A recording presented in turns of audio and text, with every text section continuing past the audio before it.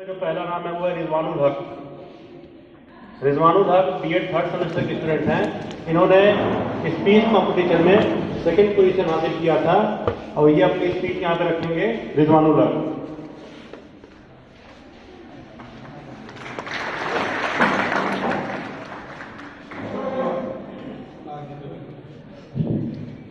Dice پر تشریف فرما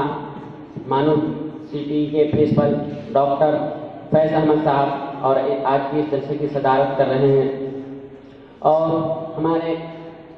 بائیں جانب بیٹھے مشفق و مربی اساتذہ اکرام اور سامنے بیٹھے مانو سی پی دربھنگا کے نوشگفتہ پھولوں. آج ہم سب جس اسٹیج پر بیٹھے ہیں، آج ہمارے جمع ہونے کا جو مقصد ہے وہ مولانا ابوالکلام آزاد کی 130ویں یوم پیدائش کے موقع پر ہم سب جمع ہوئے ہیں، اور ان کی آج 11 نومبر کو مولانا ابوالکلام آزاد کی 130ویں یوم پیدائش، جسے حکومت ہند نے 2008 سے یوم تعلیم یعنی ایجوکیشن ڈے منانے کے طور پر تسلیم کیا گیا، اور اس کے بعد سے ہر ایک سال آج ہی کے دن نیشنل ایجوکیشن ڈے منایا جاتا ہے. آج کی ہماری تقریب کا عنوان ہے مولانا ابوالکلام آزاد کی تعلیمی میدان میں خدمات. مولانا ابوالکلام آزاد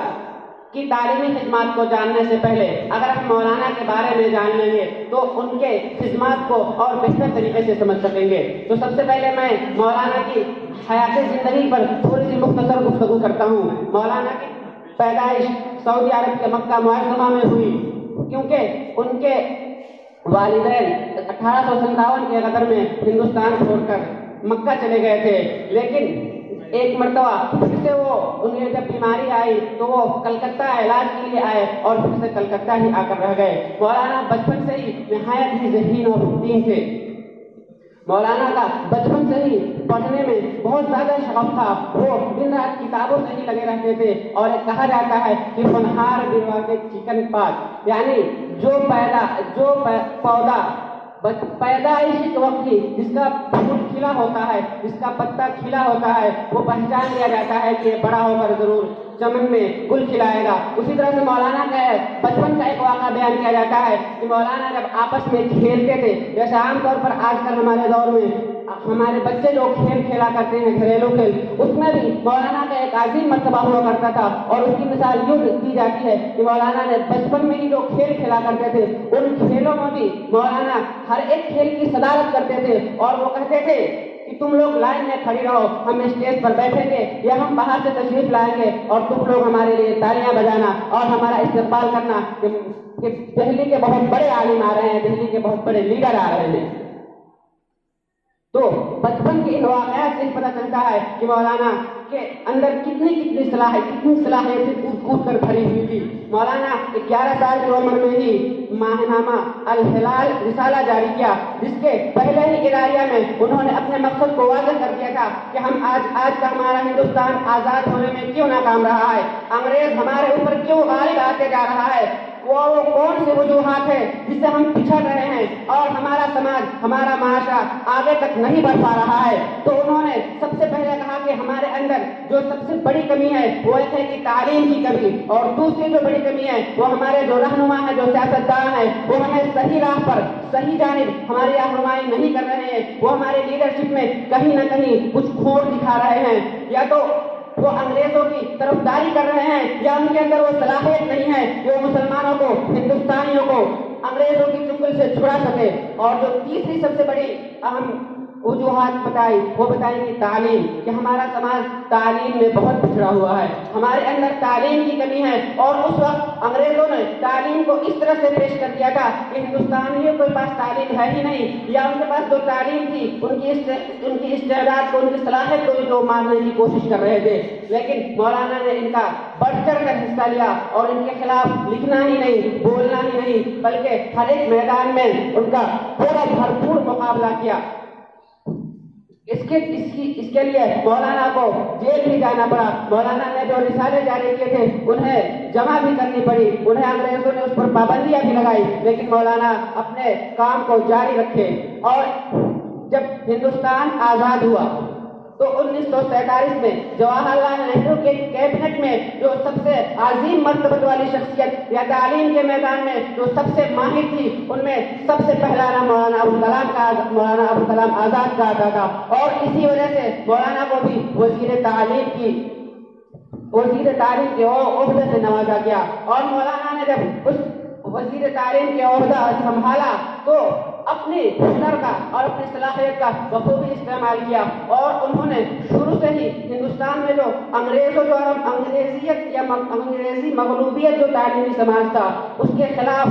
ہندوستانی سماج کو، ہندوستانی تہذیب کو، ہندوستانی ثقافت کو بڑھاوا دینے والی تعلیم کی طرف زور دیا، اور اس میں جو بنیادی ضروریات تھی ان سبھی ضروریات پر زور دیا، جس میں سب سے پہلے تعلیمی سدھار میں سیکنڈری ایجوکیشن، پھر اس کے بعد ہائر ایجوکیشن یا تہذیبی و ثقافتی programme, cultural academy, Sahitya Akademi, Lalit Kala Akademi, یعنی تعلیم کے ساتھ ساتھ تہذیب و ثقافت کو بھی بھرپور سماج میں انٹروڈیوس کرایا، اور سماج کو ایک بہتر طریقے سے بہتر راستے پر لانے کا کوشش کیا۔ اور مولانا نے یہیں تک نہیں رکا، بلکہ مولانا جب دیکھے کہ آج کا جو دور ہے وہ سائنسٹیفک دور ہے، سائنس میں ہمارا سماج بہت پچھڑا ہوا ہے، تو مولانا نے سائنس کے میدان میں بھی ہندوستان میں IIT یا NIT وغیرہ کا جو قیام ہے ان سب کا قیام عمل پذیر میں لایا ہے۔ اور پھر اس کے ساتھ ساتھ ان سب کو بڑھاوا دینے کے لیے مولانا نے ایک جو تعلیمی ذریعہ، یعنی جس ذریعے میں جس میڈیم میں تعلیم دی جائے اس پر بھی زور دیا، تو اس میں مولانا کا سب سے پہلا نظریہ یہ تھا کہ ہمیں تعلیم جو دی جا رہی ہے وہ مادری زبان میں ہونی چاہیے، ہماری ابتدائی تعلیم جو ہے وہ ہم اس زبان میں دی جائے جو بچپن جو زبان ہمیں سکھایا نہیں گیا بلکہ ہم خود سے سیکھ چکے ہیں، اور اگر اس زبان میں ہمیں تعلیم دی جائے تو ہم آگے مستقبل میں ایک نمایاں کارنامہ انجام دے سکتے ہیں، اور مولانا نے اس پر بھرپور زور دیا۔ آج ہمارے سماج میں، معاشرے میں یا آج کے دور میں تعلیم کے میدان میں جتنی تبدیلیاں دکھائی دے رہی ہیں ان سب کا جو پہلا نظریہ تھا وہ اس کا جو پہلا نظریہ تھا وہ مولانا آزاد نے ہی پیش کیا تھا، اور آج جتنی بھی تعلیم کے میدان میں جتنی کمیٹیاں پیش کی جا رہی ہیں ان سب کا اگر نچوڑ نکالے تو ان میں مولانا کا نام ضرور آئے گا۔ اور مولانا پورے 11 سال تک سن 1947 سے 1958 تک اس عہدے پر فائز رہے اور اپنے عمل کو بخوبی انجام دیا۔ مولانا کے تعلیمی میدان میں خدمات کا اگر ہم نچوڑ نکالے تو 4 چیزیں ہمیں مثبت نظر آتی ہیں۔ ان میں سب سے پہلا کہ مولانا نے سائنسٹیفک تعلیم پر زور دیا، دوسرا ہے کہ وومنس ایجوکیشن یعنی خواتین کے تعلیم پر زور دیا، اور تیسرا یہ چیز کہ ان کے ساتھ ساتھ تہذیبی و ثقافتی تعلیم ہے، اور ووکیشنل ایجوکیشن، ان سبھی چیزوں پر زور دیا تاکہ ہمارا سماج کسی ایک ہی صنف میں، کسی ایک ہی کونے میں سمٹ کر نہ رہ جائے بلکہ ہر ایک میدان کے ہر ایک فیلڈ میں اپنا نمایاں کارنامہ انجام دے۔